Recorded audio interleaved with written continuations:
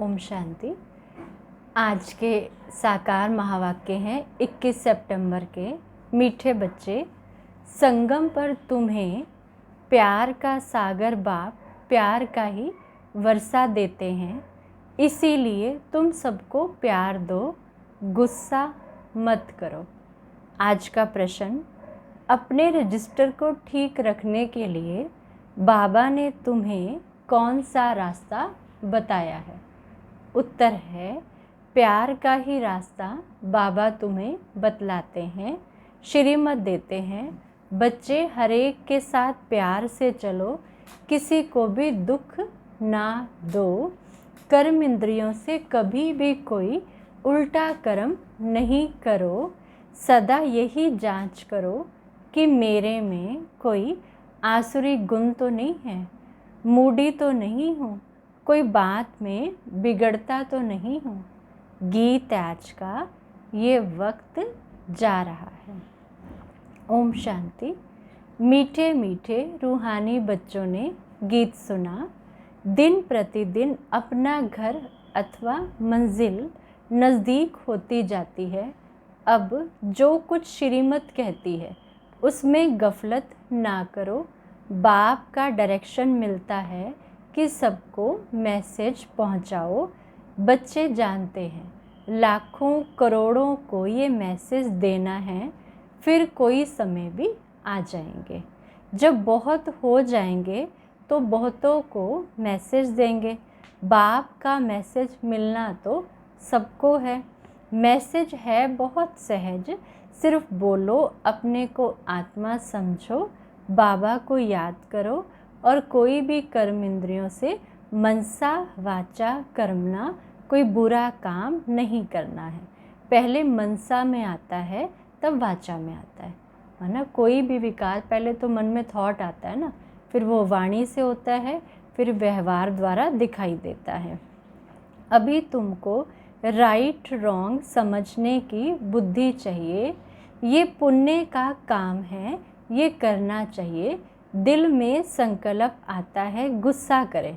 अब बुद्धि तो मिली है कि अगर गुस्सा करेंगे तो पाप बन जाएगा।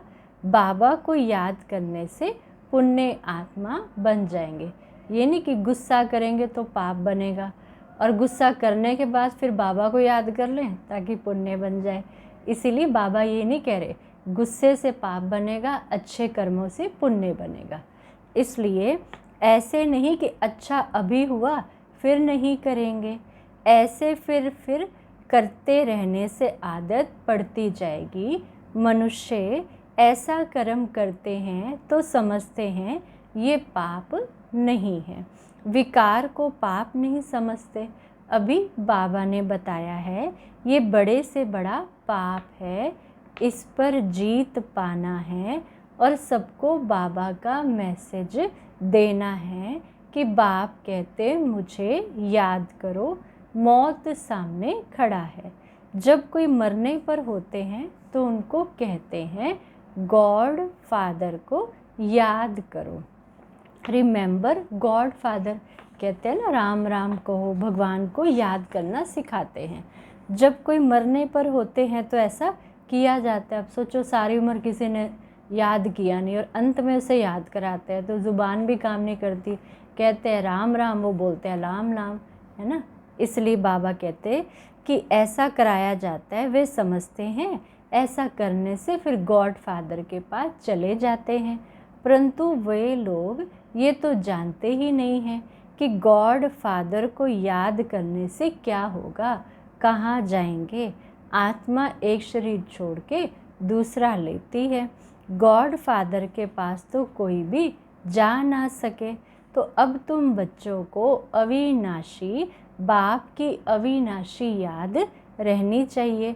जब तमो प्रधान दुखी बन जाते हैं तब तो एक दो को कहते हैं कि गॉड फादर को याद करो। सब आत्माएं एक दो को कहती हैं, कहती तो आत्मा है ना, ऐसे नहीं कि परमात्मा कहते हैं। आत्मा आत्मा को कहती है बाप को याद करो। ये एक कॉमन रस्म है। मरने के समय ईश्वर को याद करते हैं, ईश्वर का डर रहता है, समझते हैं अच्छे व बुरे कर्मों का फल ईश्वर ही देते हैं। बुरा कर्म करेंगे तो ईश्वर धर्मराज द्वारा बहुत सजा देंगे, इसीलिए डर रहता है। बरोबर कर्मों की भोगना तो होती है ना। तुम बच्चे अभी कर्म, अकर्म और विकर्म की गति को समझते हो, जानते हो ये कर्म अकर्म हुआ। याद में रहे जो कर्म करते हैं वे अच्छे करते हैं। रावण के राज्य में मनुष्य बुरे कर्म ही करते हैं। राम राज्य में बुरा काम कभी होता नहीं है। अब श्रीमत तो मिलती रहती है, कहाँ बुलावा होता है, ये करना चाहिए व नहीं करना चाहिए, हर बात में पूछते रहो, है ना। कई बार कोई होता नहीं कि जिससे हम फ़ोन मिला के, या निमित्त भी नहीं है, तो इसीलिए बाबा कहते बाबा से पूछते रहो। पूछेंगे कैसे? योग में बैठ के बाबा से अपना कनेक्शन जोड़ के पूछ लें। समझो कोई पुलिस की नौकरी करते हैं तो उन्हें भी कहा जाता है तुम पहले प्यार से समझाओ, सच्ची ना करे तो बाद में मार, माना सच ना बताए तो फिर बाद में दूसरा एक्शन लो। प्यार से समझाने से हाथ में आ सकते हैं, परंतु उस प्यार में भी योग बल भरा हुआ होगा, तो उस प्यार की ताकत से कोई को भी समझाने से समझेंगे कि ये तो जैसे ईश्वर समझाते हैं। माना बाबा कहते कि ये सिर्फ पुलिस वालों को छुट्टी दी कि उनका काम है ऐसा कि चोर, डाकू, लुटेरे इस तरह के उन लोगों से उनका वास्ता पड़ता रहता है। तो बाबा कहते प्यार से समझाओ आत्माओं को, लेकिन प्यार में भी क्या चाहिए? योग बल चाहिए। तुम ईश्वर के बच्चे हो, योगी हो ना, तुम्हारे में भी ईश्वरीय ताकत है। ईश्वर प्यार का सागर है, उनमें ताकत है, सबको वर्षा देते हैं। तुम जानते हो स्वर्ग में प्यार बहुत होता है। अभी तुम प्यार का पूरा वर्षा लेते हो, लेते लेते नंबरवार पुरुषार्थ करते करते प्यारे बन जाएंगे। बाप कहते किसी को भी दुख नहीं देना है, नहीं तो दुखी होकर मरेंगे। बाप तो प्यार का रास्ता बताते हैं, मनसा में आने से वे शक्ल में भी आ जाता है। कर्म इंद्रियों से कर लिया तो रजिस्टर खराब हो जाएगा। देवताओं की चाल चलन का गायन होता है, इसीलिए बाबा कहते हैं देवताओं के पुजारियों को समझाओ। वे महिमा गाते हैं आप सर्वगुण संपन्न, 16 कला संपूर्ण हो, और अपनी चाल चलन भी सुनाते हैं।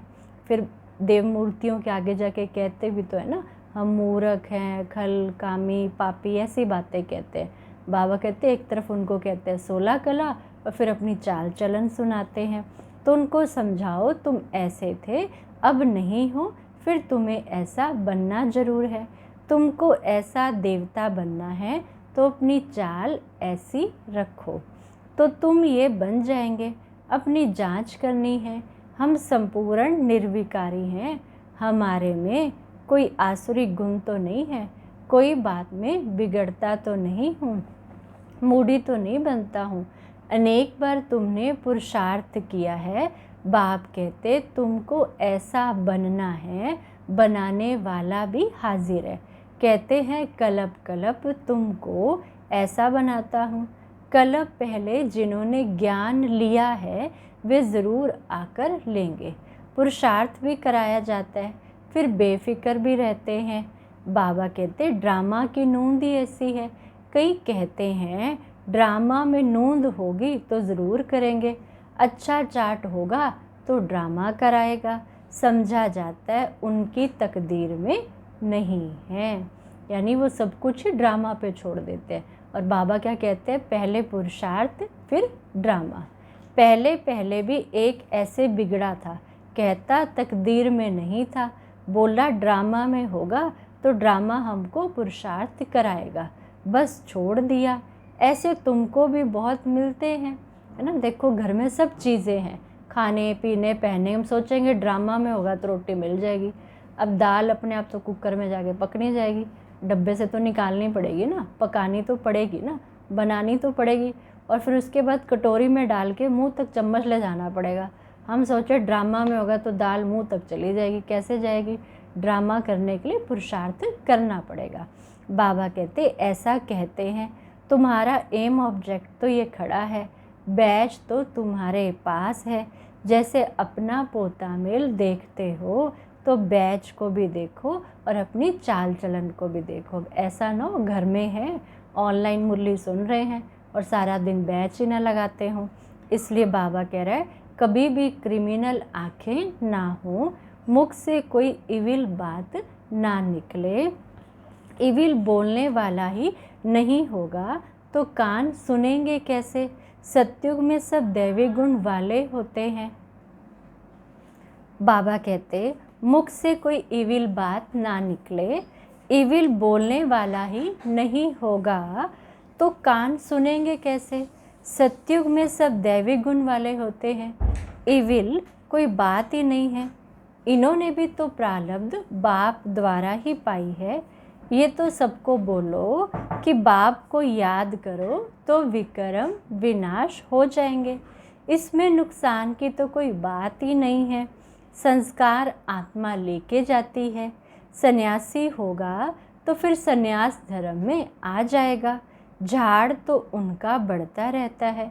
इस समय तुम बदल रहे हो, मनुष्य से देवता बनते हो। सब कोई इकट्ठे थोड़ी आएंगे। फिर नंबरवार ड्रामा में कोई बगैर समय एक्टर थोड़ी स्टेज पर आ सकते हैं, अंदर बैठे रहते हैं। जब समय होता है तो बाहर स्टेज पर आते हैं, अपना पार्ट बजाते हैं। वे है हद का नाटक और ये है बेहद का नाटक। बुद्धि में है हम एक्ट्रेस को अपने समय पर आकर अपना पार्ट बजाना है। ये बेहद का बड़ा झाड़ है, नंबरवार आते जाते हैं। पहले पहले एक ही धर्म था, सभी धर्म वाले तो पहले पहले आ ना सके। पहले तो देवी देवता धर्म वाले ही आएंगे पार्ट बजाने, सो भी नंबरवार है। झाड़ के राज को भी समझना है। बाबा ही आकर सारे कल्प वृक्ष का ज्ञान सुनाते हैं। इनकी भेंट फिर निराकारी झाड़ से होती है। एक बाप ही कहते हैं मनुष्य सृष्टि रूपी झाड़ का बीज मैं हूँ। बीज में झाड़ समाया हुआ नहीं है, लेकिन झाड़ का ज्ञान समाया हुआ है। हर एक का अपना अपना पार्ट है। चैतन्य झाड़ है। झाड़ के पत्ते भी तो नंबरवार निकलते हैं ना। इस झाड़ को कोई भी समझते नहीं है। इनका बीज ऊपर में है, इसीलिए उनको उल्टा कल्प वृक्ष कहा जाता है। रचयिता बाप है ऊपर में। तुम जानते हो हमको जाना है घर जहाँ आत्माएं रहती हैं। बाबा समझाते उस झाड़ को कोई भी समझते नहीं है। इनका बीज ऊपर में है, इसीलिए इनको उल्टा कल्पवृक्ष कहा जाता है। रचयिता बाप है ऊपर में। तुम जानते हो हमको जाना है घर जहाँ आत्माएं रहती हैं। अभी हमको पवित्र जरूर बनना है। तुम्हारे द्वारा योग बल से सारी विश्व पवित्र हो जाती है। तुम्हारे लिए तो पवित्र सृष्टि चाहिए ना। तुम पवित्र बनते हो तो दुनिया भी तो पवित्र बनानी पड़े। सब पवित्र हो जाते हैं। तुम्हारी बुद्धि में है, आत्मा में ही मन बुद्धि है, चैतन्य है। आत्मा ही ज्ञान को धारण कर सकती है। तो मीठे मीठे बच्चों को ये सारा राज बुद्धि में होना चाहिए। कैसे हम पुनर्जन्म लेते हैं, 84 का चक्कर तुम्हारा पूरा होता है। तो ये सबको समझाना है। सब आत्माएं पावन बन जाती हैं। ये अनादि बना हुआ ड्रामा है। एक सेकंड भी ठहरता नहीं है। सेकंड बाय सेकंड जो कुछ होता है सो फिर कल्प के बाद होगा। हर एक आत्मा में अविनाशी पार्ट भरा हुआ है। वे एक्ट्रेस करके 2-4 घंटे का पार्ट बजाते हैं। ये तो आत्मा को नेचुरल पार्ट मिला हुआ है। तो बच्चों को कितनी खुशी होनी चाहिए। अतीन्द्रिय सुख अभी संगम का गाया जाता है। तो बाबा समझाते हैं, बाबा तो आए ही हैं 21 जन्मों के लिए हमें सदा सुखी बनाने। तो खुशी की बात है ना। जो अच्छी रीति समझते हैं, समझाते हैं, वे सेवा पर, बाबा कहते जो अच्छी रीति समझते और समझाते हैं वे सेवा पर लगे रहते हैं। कोई बच्चे खुद ही अगर क्रोधी हैं तो दूसरे में भी प्रवेशता हो जाती है। ताली 2 हाथ की बजती है। सतयुग में तो ऐसा नहीं होता है। यहाँ तुम बच्चों को शिक्षा मिलती है। कोई क्रोध करे तो उन पर फूल चढ़ाओ, माना उसे प्यार से समझाओ, ये भी एक भूत है, बहुत नुकसान कर देंगे। क्रोध कभी नहीं करना चाहिए, क्रोध कभी नहीं करना चाहिए। सिखलाने वाले में तो क्रोध बिल्कुल नहीं होना चाहिए। नंबरवार पुरुषार्थ करते रहते हैं। किसी का तीव्र पुरुषार्थ होता है, किसी का ठंडा। ठंडे पुरुषार्थ वाले ज़रूर अपनी बदनामी करेंगे। कोई में क्रोध है तो जहाँ जाते हैं वहाँ से निकाल देते हैं। कोई बदचलन वाले भी यहाँ रह नहीं सकते हैं। इम्तिहान जब पूरा होगा तो सब पता पड़ेगा कौन कौन क्या बनते हैं, सब साक्षात्कार होंगे। जो जैसा काम करते हैं उनकी ऐसी महिमा होती है। तुम बच्चे ड्रामा के आदि मध्य अंत को जानते हो। तुम सब अंतर्यामी हो। आत्मा अंदर में जानती है ये सृष्टि चक्र कैसे फिरता है। सारे सृष्टि के मनुष्यों की चाल चलन का, सब धर्मों का तुम्हें ज्ञान है। उनको कहा जाता है अंतर्यामी। आत्मा को सब मालूम पड़ गया। ऐसे नहीं कोई भगवान घट घटवासी है, उनको जानने की क्या दरकार है। वे तो अभी भी कहते हैं जो जैसा पुरुषार्थ करेगा वैसा फल पाएगा। मुझे जानने की क्या दरकार है, जो करता है उसकी सजा भी खुद पाएंगे। ऐसी चलन चलेंगे तो अधम गति को पाएंगे, पद बहुत कम हो जाएगा। उस स्कूल में तो नापास हो जाते हैं तो फिर दूसरे वर्ष पढ़ते हैं। ये पढ़ाई तो होती कल्प कल्पांतर के लिए है। अब ना पढ़े तो कल्प कल्पांतर नहीं पढ़ेंगे। ईश्वरीय लॉटरी तो पूरी लेनी है। ये बातें तुम बच्चे समझ सकते हो। जब भारत स्वर्ग था तब बाकी सब शांति धाम में होंगे। बच्चों को खुशी होनी चाहिए कि अब हमारे सुख के दिन आते हैं। दीपमाला के दिन नज़दीक होते हैं तो कहते हैं ना, बाकी इतने दिन हैं फिर नए कपड़े पहनेंगे। तुम भी कहते हो हाँ स्वर्ग आ रहा है, हम अपना श्रृंगार करें तो फिर स्वर्ग में अच्छा सुख पाएंगे। साहूकारों को तो साहूकारी का ही कितना नशा रहता है। मनुष्य बिल्कुल घोर नींद में है। फिर अचानक पता चलेगा कि ये तो सच कहते थे। सच को तब समझे जब सच का संग हो। तुम अभी सच के संग में हो। तुम सत्य बनते हो सत्य बाप द्वारा, वे सब असत्य बनते हैं असत्य द्वारा। कभी कंट्रास्ट भी छपा रहे हैं कि भगवान क्या कहते हैं, और बाबा कहते अभी कंट्रास्ट भी छपा रहे हैं कि भगवान क्या कहते हैं और मनुष्य क्या कहते हैं। किताब भी छपी हुई है, मनुष्य मत और श्रीमत में अंतर क्या है।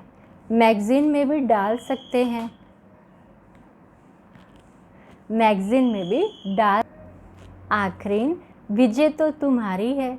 जिन्होंने कल्प पहले पद पाया वे तो ज़रूर पाएंगे, ये सर्टेन है। वहाँ अकाले मृत्यु होती नहीं है, आयु भी बड़ी होती है। जब पवित्रता थी तो बड़ी आयु थी। पतित पावन परमात्मा बाप है तो ज़रूर उस, बाबा कहते श्री कृष्ण की बात तो शोभती नहीं है। अब पतित पावन परमात्मा बाप है तो ज़रूर उसने ही तो पावन बनाया होगा ना। पुरुषोत्तम संगम युग पर श्री कृष्ण फिर कहाँ से आएगा। वही फीचर्स वाला मनुष्य तो फिर होता नहीं। 84 जन्म, 84 फीचर्स, 84 एक्टिविटी, ये बना बनाया खेल है, उसमें फ़र्क नहीं पड़ सकता।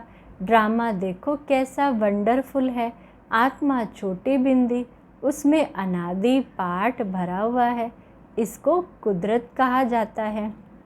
मनुष्य सुनकर वंडर खाते हैं, परंतु पहले तो ये पैगाम देना है कि बाप को याद करो, वही पतित पावन है, सर्व का सद्गति दाता है। सतयुग में दुख की तो बात ही होती नहीं, कलयुग में तो कितना दुख है, परंतु ये बातें समझने वाले नंबरवार है। बाबा तो रोज़ समझाते रहते हैं।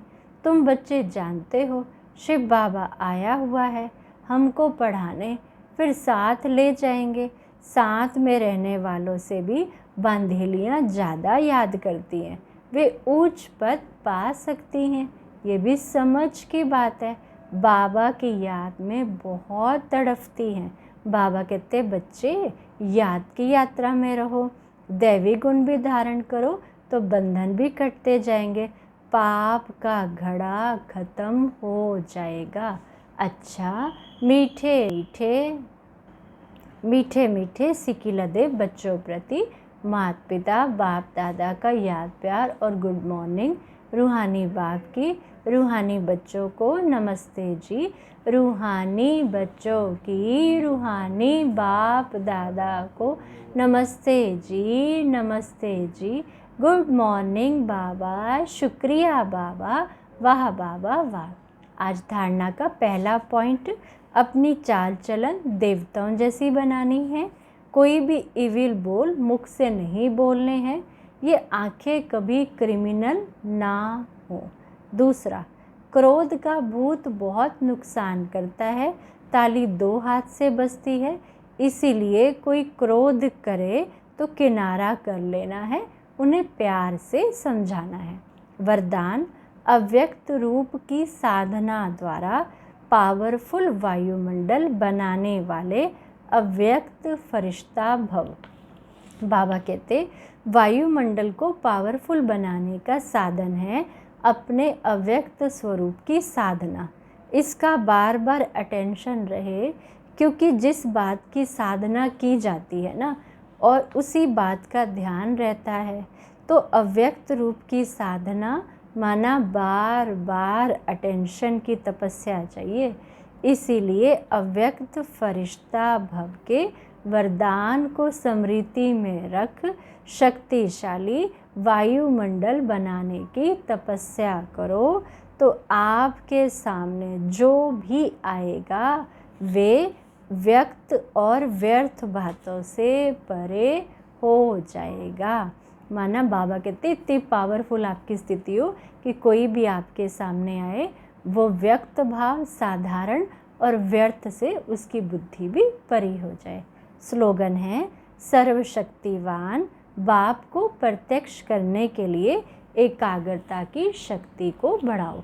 आज बाबा ने हमें दैवी गुण के ऊपर समझाया।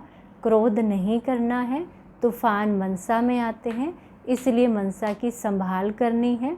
इन मुख्य गुणों पर अटेंशन खिंचवाया और बाबा कहते अपनी चाल चलन देवताओं जैसी रखनी है, मंदिरों में पुजारी की सेवा करनी है, और लास्ट में बाबा ने वरदान में पक्का कराया कि अपनी अव्यक्त स्थिति बनानी है, तो जिससे आत्माओं के साधारण और व्यर्थ भाव खत्म हो जाए। ओम शांति।